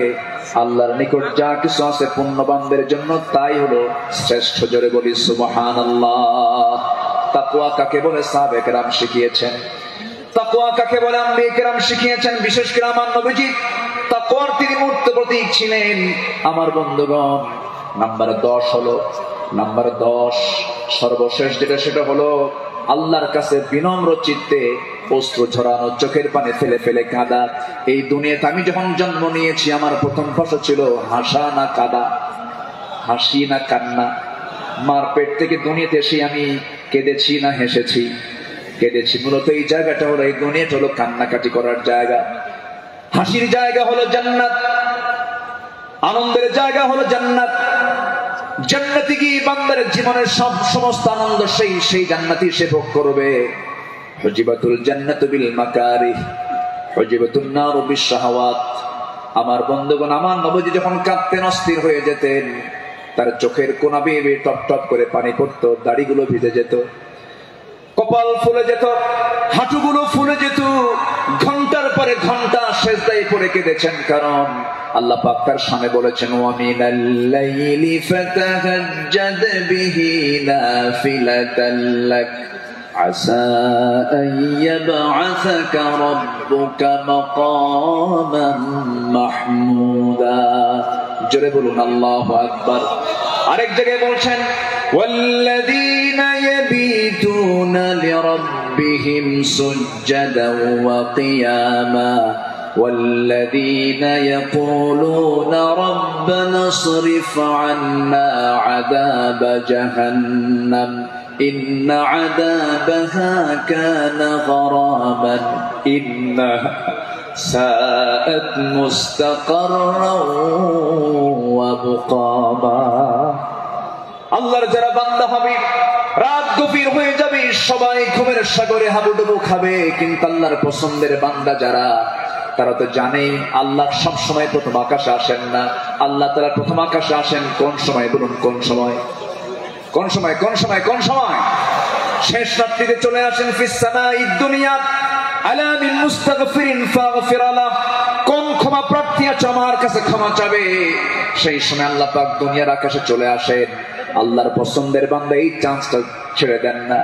শেষ রাত্রে উঠে চোখের পানি ফেলে শিশুর মতো যারা কান্দাকাটি করবে, আল্লাহর কাছে যারা রোনাজারি করবে, আপনি কি জানেন 7 সমুদ্রের পানি দিয়ে জাহান্নাম নিভতে পারে না, কিন্তু বান্দা যদি আল্লাহর ভয়ে 1 ফোঁটা চোখের পানি ফেলতে পারে, 1 ফোঁটা চোখের পানি 7টা জাহান্নামকে নিভাইয়া দিতে পারে। আমরা কাঁদবো কার কাছে? আসতে বলুন না, কাঁদবো কার কাছে? পৃথিবীতে কান্নাকাটি করার জায়গা কয়টা? বলুন কয়টা জায়গা? এক জায়গা। কার কাছে? আল্লাহর কাছে আমরা চোখের পানি ফেলে ফেলে কাঁদবো, আল্লাহর কাছে আমরা রোনাজারি করব। পৃথিবীর মানুষের কাছে কাঁদবেন, কেউ বলবো ফিনাতে এমনি কান্দে, কোন একটা লক্ষ্য আছে, মতলব খারাপ। কত কি বলবে, স্বামী তার বউয়ের কাছে কাঁদবে, বউ তার স্বামীর কাছে কাঁদবে, ছেলে বাবার কাছে কাঁদবে, বাবা ছেলের কাছে কাঁদবে, সেখানে কিছু স্বার্থ থাকতে পারে। কিন্তু বান্দা যদি শুধুমাত্র আল্লাহর জন্য কাঁদতে পারে, আল্লাহ রাব্বুল আলামিন তার বান্দার সেই কান্নার পরিপূর্ণ জাযা, পরিপূর্ণ পুরস্কার সেই বান্দার হাতে তুলে দিবে। এই জন্য আমরা চোখের পানি খরচ করব কার জন্য? আসতে বলবো না, কার জন্য আমরা খরচ করব? ইন্নাল্লাযীনা উতুল ইলমা মিন ক্বাবলিহি ওয়া ইযা ইউতলা আলাইহিম ইয়াখিরুনা লিল আযকানি সুজদা। সূরা বনী ইসরাঈল 107 নম্বর আয়াত। যাদেরকে পূর্বে জ্ঞান দান করা হয়েছে তাদের সামনে যখন আবৃত্তি করা হয় তখন তারা বিনয়ের সাথে কাঁদতে কাঁদতে ভূমিতে জমিনে তারা লুটিয়ে পড়ে। ইয়াখিরুনা লিল আযকানি সুজদা। এই জন্য আমরা কাঁদবো, চোখের পানি যদি ফেলতে চাই একমাত্র ফেলবো আমরা কার জায়গায়? কার কাছে? বলেন কার কাছে? কার কাছে? আল্লাহর কাছে। সাইয়েদনা ওমর ফারুক রাদিয়াল্লাহু তাআলা একদিন বসে আছেন, তার পাশে এক সাহাবী বসে একটা হাদিস বর্ণনা করছিলেন। মিসকাল হাববাতিন মিন কিবার, যার মধ্যে যারা পরিমাণ অহংকার কাজ করবে লা ইয়াদখুলুল জান্নাহ, সে ব্যক্তি জান্নাত পাবে না। ওমর ফারুক সেই জায়গা থেকে লাফ মেরে গিয়ে জমিনে লুটিয়ে পড়লেন। গোটা শরীর তিনি ধুলায় মলিন করলেন আর বললেন, ওমর তোকে মানুষ খলিফা বলে, তোকে মানুষ শাসক বলে, ওমর তোর মধ্যে মনে হয় অহংকার ঢুকে গেছে, আল্লাহ তোকে মাফ করবে না। আকাশের দিকে দুটো হাত তুলে আফসোস করে বলছেন, আকাশের মালিক আল্লাহ, তুমি যদি গোটা দুনিয়ার সমস্ত মানুষকে তুমি যদি জান্নাত দিয়ে দাও আর একজন ব্যক্তিকে যদি জাহান্নাম দিয়ে দাও, আমার মনে হয় আমি ওমর সে একজন ব্যক্তি, জাহান্নাম আমি যাব মনে হয় আমার সে আমল নয়, আল্লাহ আমাকে মাফ করে দিও, আল্লাহ আমাকে ক্ষমা করে দিও। এরকম করে তারা আল্লাহর সামনে চোখের পানি ফেলে ফেলে কেঁদেছেন। একজন সাহাবীর কাছে মুনাফিকের তালিকা ছিল, সেই সাহাবীর কাছে মাঝে মাঝে ওমর ফারুক যেতেন, গিয়ে বলতেন, ভাই ওমর দেখো তো মুনাফিকের তালিকার মধ্যে আমি ওমর আমার নামটা আছে নাকি, আমার নামটা আছে নাকি? সাহাবী বলতেন, ভাই ওমর আপনার নাম থাকবে কেন, আপনি তো জান্নাহ, ওমর ফিল জান্নাহ। তিনি উত্তরে বলতেন, ভাই রে আমার মন বলছে কেন যেন মনে হয় আমি কি মুনাফিকের কাতারে চলে গেলাম কিনা। কি চিন্তা তাদের মধ্যে কাজ করতো, কার ভয় কার ভয় কার ভয়? আসতে বলবেন না, কার ভয়? সবাইকে তাহাজ্জুদের নামাজ পড়তে রাজি আছেন? 5 ওয়াক্ত নামাজ পড়ার দরকার নাই, হ্যাঁ কি দরকার আছে কিনা বলেন? তাহলে 5 ওয়াক্ত নামাজও পড়বো এবং স্পেশাল অফার, ওই সময় চোখের পানি ফেললে বান্দার কোনো দোয়া মিস হয় না, সেটা হচ্ছে কি ওয়াল্লাযীনা ইয়াবিতুনা লিরাব্বিহিম সুজদান ওয়া কিয়ামা, যারা রাতটা কাটায় দেয় রুকুতে এবং সিজদার মধ্যে। কার কাছে? 5 ওয়াক্ত নামাজ পড়বেন কারা কারা একটা হাত উঁচু করে দেখান তো, বলি দেখি, জোরে বলি ইয়া আল্লাহ, আরো জোরে ইয়া আল্লাহ। আমাদেরকে 5 ওয়াক্ত সালাত আদায় করার তৌফিক তুমি আল্লাহ দিয়ে দাও। জোরে বলে আমিন, আরো জোরে আমিন, আরো জোরে আমিন। আসো, যেহেতু আজকে প্রথম রজনী, আগামীকালকেও মাহফিল আছে, সবাই আসবেন কিনা? আমরা এই 5 দিন নিয়মিত মাহফিল আসবো, জোরে বলি ইনশাআল্লাহ। এই মাহফিল চট্টগ্রামবাসীর জন্য একটা বড় নিয়ামত। আল্লাহ তুমি এই মাহফিলকে কবুল করো, জোরে বলি আল্লাহুম্মা আমিন।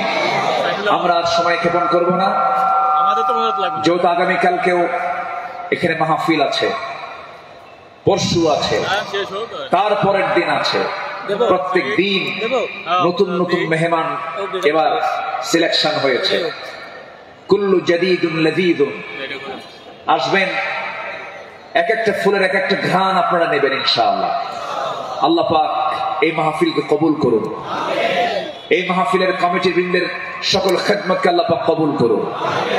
অধ্যক্ষ মোহাম্মদ তাহের সাহেব আমার বাম পাশে বসা, আল্লাহ তুমি তার সকল খেদমতকে তুমি আল্লাহ কবুল করে দাও। আর আমি সময়টা না বাড়িয়ে, সময় ক্ষেপণ না করে আসুন সোজা আমরা এখন দোয়ার দিকে যাব। আমরা চাইবো কার কাছে? চাইবো কার কাছে? সবাই একটু তাশাহুদের সুরতে বসে পড়ি। একটু বিনয়ী হয়ে আমরা আল্লাহর কাছে চাবো, আল্লাহ যেন আমাদের জিন্দেগীর সকল গুনাহগুলোকে মাফ করে দেন। সবাই বলে সুবহানাকাল্লাহুম্মা ওয়া বিহামদিকা আশহাদু আল্লা ইলাহা ইল্লা আনতা আস্তাগফিরুকা ওয়া আতুবু ইলাইকা। চিৎকার মেরে বলি, ইয়া আল্লাহ, আমার জীবনে সাগীরা কবীরা, ছোট বড় সব গুনাহ তুমি আল্লাহ মাফ করে দাও, মাফ করে দাও। জোরে বলুন, ইয়া রাব্বাল আলামিন। ঠিক আছে, ঠিক আছে।